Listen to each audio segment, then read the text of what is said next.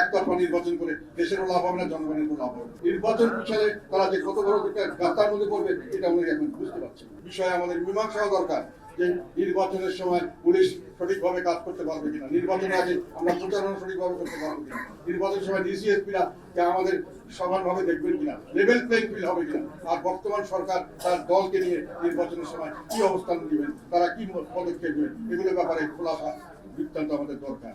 না হলে আমরা সেই নির্বাচন তো করে লাভ নাই, একতরফা নির্বাচন করে দেশেরও লাভ হবে না, জনগণের লাভ হবে। আবার একটা গন্ডগোল হবে, আবার তার আগে এগুলো সমাধান হওয়া যায়। অংশগ্রহণ বলতে আপনি কোন দল? এখানে আওয়ামী লীগকে তারা নির্বাচন নিতে চাচ্ছে না এবং তাদের বিচার হওয়ার আগে পর্যন্ত নির্বাচনে যেতে পারবে না, এটা একটা আমার কাছে মনে হয় এটা একটা অযৌক্তিক প্রশ্ন।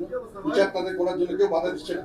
বিচার কারণ এখন থেকে করতে বলে 100 বছর পর্যন্ত যে কোনো সময় ক্রিমিনাল কেসের বিচার করা যায়, তার সঙ্গে নির্বাচনের কোনো সম্পর্ক নেই। নির্বাচন যত সময় হতে হবে, এগুলো নির্বাচন বিচারক এবং সব ক্ষমতাকে দীর্ঘায়িত করার চেষ্টা করা। এই ক্ষমতাকে দীর্ঘায়িত করে তারা একটা ফেইল্ড স্টেট করতে চাচ্ছে, যেটা তারা বুঝতে পারছেন না।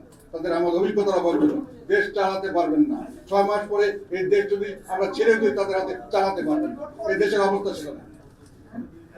আপনি বলছেন এই সরকার বৈধ না অবৈধ নয়, হয় সত্য নয় মিথ্যা, মাঝামাঝি কি মাঝামাঝি হয়ে গেছে। এখন সবাই আমরা সেভাবে মেনে নিয়েছি। বৈধ সরকার তো নির্বাচিত সরকারই বৈধ হয়। এখন নির্বাচিত হয়নি, কিন্তু আবার হাইকোর্টে একটা ডক্টরিন অফ নেসেসিটিতে তাকে এই ওনারা কাজ করার জন্য পারমিশন দিয়েছে, আমরা এগ্রি করেছি, সেই জন্য বৈধ। আর স্বাভাবিকভাবে ওনারা যেটাই করবেন এটা পরবর্তীকালে পার্লামেন্টে, নির্বাচিত পার্লামেন্টে পাস করাতে হবে। আমি মনে করি সংস্কার এখন কোনো প্রয়োজন নেই, সংস্কারের কোনো যৌক্তিকতা আছে বলে আমি মনে করি না। সামনের দিকে নির্বাচিত সরকার ছাড়া যে সংস্কার ওনারা করতে চাচ্ছেন 50% মানুষকে বাদ দিয়ে, তাহলে সেই সংস্কার কোনোদিনই করতে পারবে না। এই সংস্কার যদি এখন আমি মনে করি এটা একটা বাহানা, নির্বাচন পিছনে তারা যে কত বড় গাতার মধ্যে পড়বে এটা উনি এখন বুঝতে পারছেন।